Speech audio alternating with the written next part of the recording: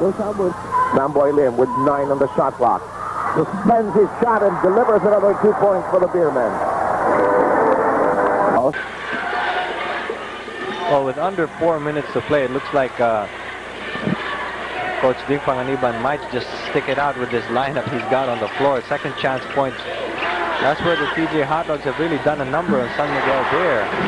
Samboy Lim with a play.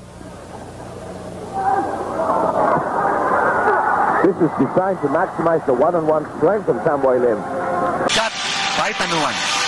58-53, still a 5-point lead for the Beermen as Hector Calma brings it down with all the authority in the world. Samboy Lim tries to escape Glenn Capascio. The guy weaving miracles again inside the paint. Back to a 7-point marker for San Miguel Beer. They're setting up Samboy again. Clearing out for him. He'll go through the traffic, but he'll get jammed, get it back, and score. Never say it's over with Samboy till it's over. Yeah. Going against you, you've got to give up the foul. Samboy now working again.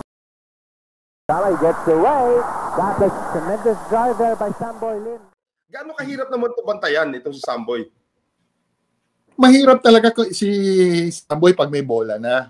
Sabi ko nga sa no, hangga't maaari ang game plan ko sa kanya is to deny him first.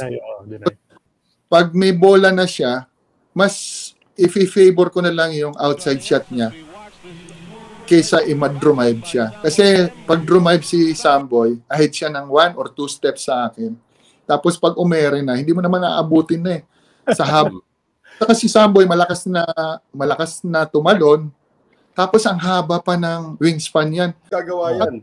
Nung time namin, alam mo, mahirap din kasi si Samboy.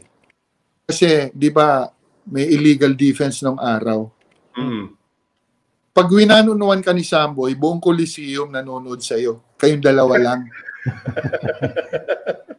Isolated lang kayo talaga. Kaya pag nababoy ka, talagang pagtatawanan ka ng buong Coliseum. Kasi it's either bumobol ka, kasi pag alanganin ang defense mo, illegal defense na, tatawagan ka, technical foul. Pero nanunuan kayo talaga. Kaya ang gagawin mo na lang, it's either ipatirahin mo na lang siya sa labas, o kaya pag pa-drive na, foulin mo na lang. Kisa sa tao.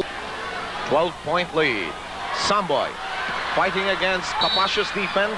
A foul. Samboy trying to keep it alive. A foul. On Glenn Capaccio, number 5. 8 minutes and 40 seconds left.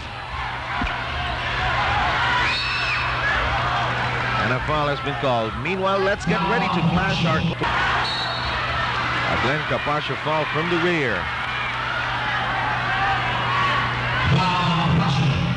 That was outside. Exactly. Vito Horencio missing this time from Rainbow Country, and the Dragon. Let's see if he can belch fire. But the move was aborted by a foul from Glenn Capaccio. Looks like the Hot Dogs have really sharpened up on their outside artillery tonight. That's exactly what they need to keep themselves alive for another game.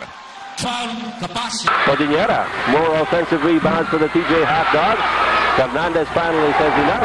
Here comes Samboy Lim, and hearing the roar of the crowd.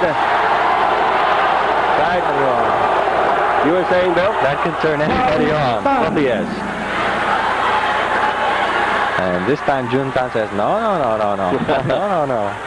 Saan ka pupunta?